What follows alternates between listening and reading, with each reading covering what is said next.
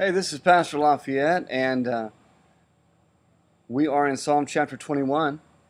Yesterday we started the psalm and didn't get too far. It's actually a long psalm to read. I am going to do things a little different today. Let's start in verse 4 where we left off yesterday. Um, it says this, "Pull me out of the net which they have secretly laid for me, for you are my strength. Into your hand I commit my spirit. You have redeemed me, O Lord God of truth. I've hated those who regard useless idols, but I trust in the Lord." When I read that verse, I think of this verse 6, as saying, listen, Lord, everyone tells me, hey, give up on God, do this, look this other way. Maybe you need to think about, maybe God isn't who he said he is. Maybe he's not able to protect you, love you, the things that you think that he's going to do, he's not. We have another way. We have another God. And I kind of see David as saying, you know what, it's not, I kind of see David as saying, listen, I've gone through all these troubles and I'm not, and I'm praying and it's been a difficult road. And I see people rushing in to say, hey, David, listen, just give up on God. Try something else. There's got to be something better out there. This whole God thing isn't working for you.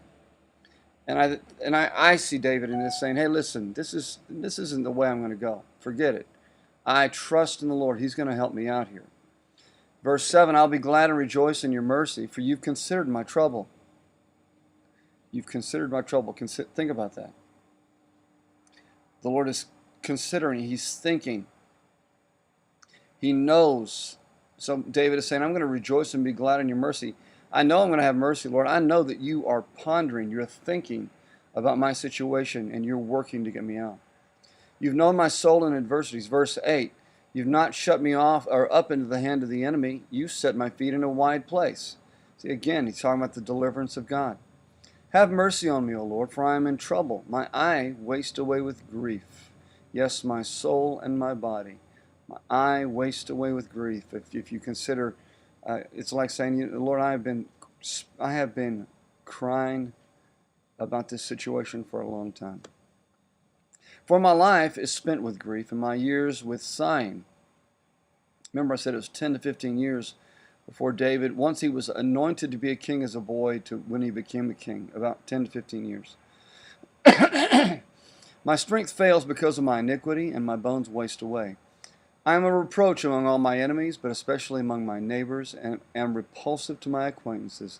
Those who see me outside flee from me. It's an interesting thought right there.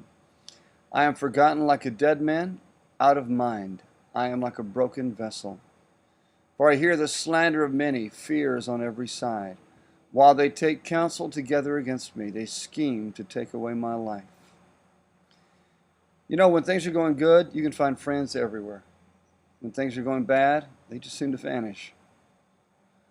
Even people that are close to you, sometimes, if you're going through a difficult time, sometimes it's just hard to find those people.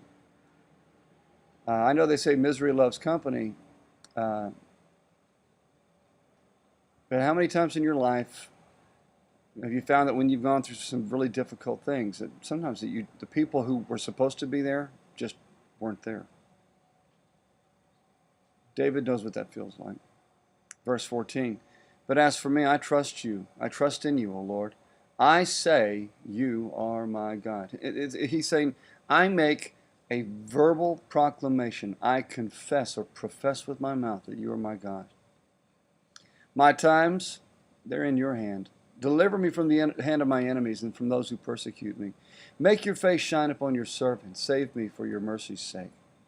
Do not let me be ashamed, O Lord, for I have called upon you. Let the wicked instead be ashamed. Let them be silent in the grave. Lord, because of our relationship, don't let me be ashamed. But all the other people who are giving me, horrible counsel, who are wicked, people who are trying to lead me away from you, who are saying horrible things, let them be ashamed. They're believing in something that doesn't count. I believe in you. You're my God. Let the lying lips be put to silence, which speak insolent things proudly and contemptuously against the righteous. I love this.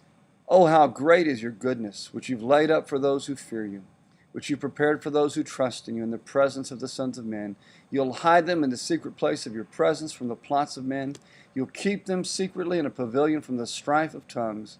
And we know that when people talk can rip you apart. It's as bad as a cat of nine tails or some whip on your back. A tongue can destroy you. But blessed be the Lord, verse 21. He has shown me his marvelous kindness in a strong city. For I said in my haste, listen to this, I am cut off before your eyes. He said, I shouldn't have even said that.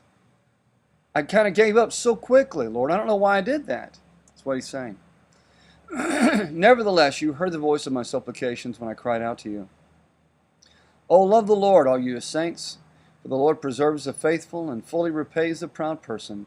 Be of good courage, and he will strengthen your heart, all you who hope in the Lord. Guess what? God's words are true today, and he will strengthen your heart if you will only remain courageous through your difficult times. You can hope in him, and he is going to come through. Undoubtedly, without a question, he is 100% faithful, always. God bless you. Thanks for joining me today. See you next week. Bye-bye.